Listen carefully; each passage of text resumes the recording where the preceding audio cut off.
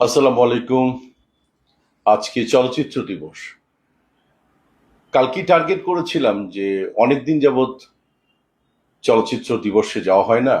এবার একটু ফ্রি আছি, মানিকগঞ্জে গেলাম না, চলে গেলাম এফডিসিতে সকালবেলা।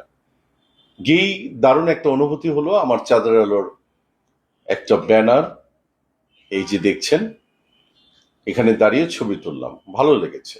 আর্কাইভকে ধন্যবাদ এর জন্য। এবং সাথে সাথেই এফডিসির এমডি, ওনার সাথে আমার দেখা হয়ে গেল। উনি আমাকে একটু ঘুরে দেখালেন এবং তার অফিসে আমাকে নিয়ে গেলেন। বাই দিস টাইম আমার সাথে আহ, দেখা হয়ে গেল রিজিয়া পারভিন আপা। উনি হচ্ছে চাঁদের আলো, তুমি আমার চাঁদ আমি চাঁদেরই আলো, আর আকাশেতে লক্ষ্য তারা, চাঁদ বুঝি একটাই রে।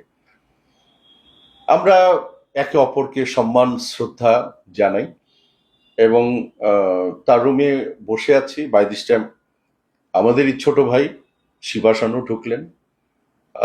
বেশ আনন্দ ঘন মুহূর্তেই কথা বলছিলাম। এর মধ্যে আমাদের ফিল্মের প্রডিউসার অ্যান্ড হিরো হেলাল খান সাহেব, উনি ঢুকলেন। তার সাথে প্রায় 40-50 জন। আমি এরকম একটা রুমের মধ্যে 40-50-60 জন যদি হয়ে যায়, তাহলে একটা আহ, অন্যরকম হয়ে যায়। এমডি সাহেব উঠেই নিচে চলে গেলেন। তা আমি খুব বিব্রত ফিল করছিলাম, কারণ একটা কেপিআই ভুক্তি একটি জায়গায় আহ, বাইরের এরকম লোক যদি ঢুকে যায়, তাহলে তো একটা খুবই বিদঘুটে ব্যাপার। এবং আমি চলে আসলাম। আমার কাছে এটা জিনিসটা ভালো লাগে নাই, এই কারণে যে বর্তমান রানিং একটা সিচুয়েশনের কথা বলি। আমি এখনো স্বপ্নের ঘোরের মধ্যে থাকি। আমার প্রাইম মিনিস্টার, আমার দেশের প্রাইম মিনিস্টার তারেক রহমান সাহেবের চলাফেরা, তার কোনো শোডাউন নাই। সে পুরো বাংলাদেশটাকে চমকে দিচ্ছে যে একজন প্রাইম মিনিস্টারও এইভাবে চলতে পারে। এবং সেদিন আমি কাকরাইল দিয়ে যাচ্ছিলাম, হঠাৎ করে মৌসুমীর আর আমি কথা বলছিলাম। বাই দিস টাইম দেখলাম যে তারেক সাহেব তার বহন নিয়ে সচিবালয়ের উদ্দেশ্যে হয়তোবা যাচ্ছিল। আমাকে দেখলো, আমি সালাম দিলাম, উনি সালামের উত্তর নিল এবং এইভাবে করলো। তার সাথে আমার এই মুখোমুখি চোখোচোখি দেখা প্রায় 17 থেকে 18 বছর পরে। একটা সময় গিয়ে তার সাথে কথা হতো, জানা হতো। তো যাই হোক, উনি অনেক সম্মান করে কিন্তু দূরের থেকে এইভাবে করেছে।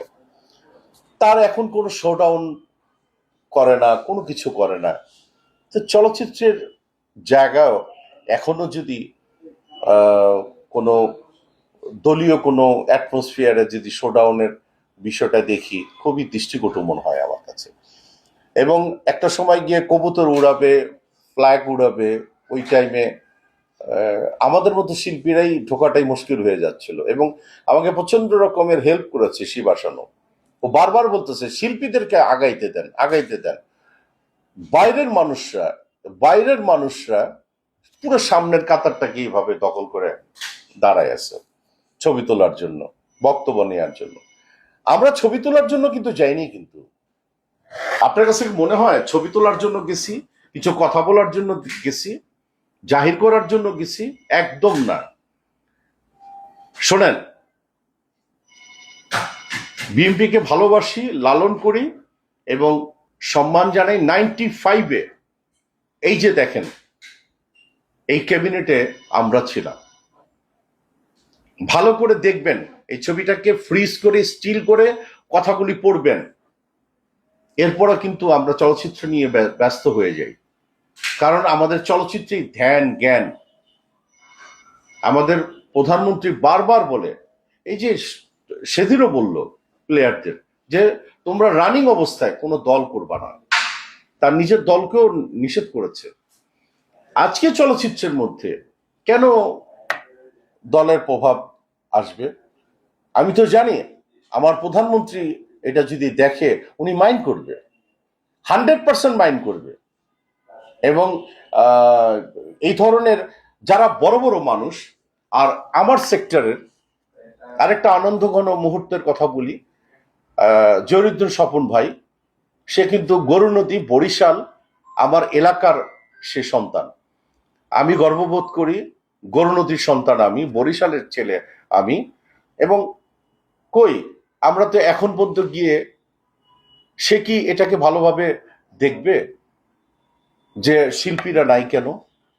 আমি কোনো দল বুঝি না, কিন্তু আমি কোনো দল বুঝি না। আমার চলচ্চিত্র, আমি গিয়েছি চলচ্চিত্রের জন্য। আমি গিয়ে উজ্জ্বল ভাইকে পাইনি, আমি উজ্জ্বল ভাইকে আশা করেছিলাম। আহ, আমি জানি না, আমি অনেকেরই পাইনি, আমি আশা করেছিলাম। আমি গিয়েছি, যখন এরকম একটা সিচুয়েশন দেখলাম, সাত করে গাড়ি টান দিয়ে আমি চলে এসে পড়ছি। আমি এখন আমার অফিসে একটু পরে নামাজ পড়তে যাব। তো এই কথাটাই বলি সবাইকে, যে কেউ শোডাউনের জন্য এখনো আর চেষ্টা করেন না। শোডাউনের বাংলাদেশ এখন আর নাই আমার মনে হয়। আমাদের চলচ্চিত্রটাকে চলচ্চিত্রের মতো করে আমাদেরকে থাকতে দেন না প্লিজ।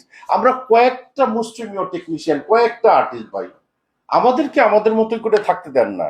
বাইরের থেকে মানুষ এসে আমাদেরকে খাপলা খাপলি, আমাকে চিমটা চিমটি করা শুরু করবেন, এটা তো ঠিক না। চলচ্চিত্রের মানুষকে চলচ্চিত্রের মতো করেই থাকতে দেন। আমরা তো বাড়া ভাতে আমি ছাই দিইনি আমরা আপনাদের, ঠিক না? তো ভালোবাসি এই দেশকে, ভালোবাসি নিজেকে, এবং আমার দিন শেষে আমি একজন চলচ্চিত্রের মানুষ। সবাই ভালো থাকবেন। আসসালামু আলাইকুম।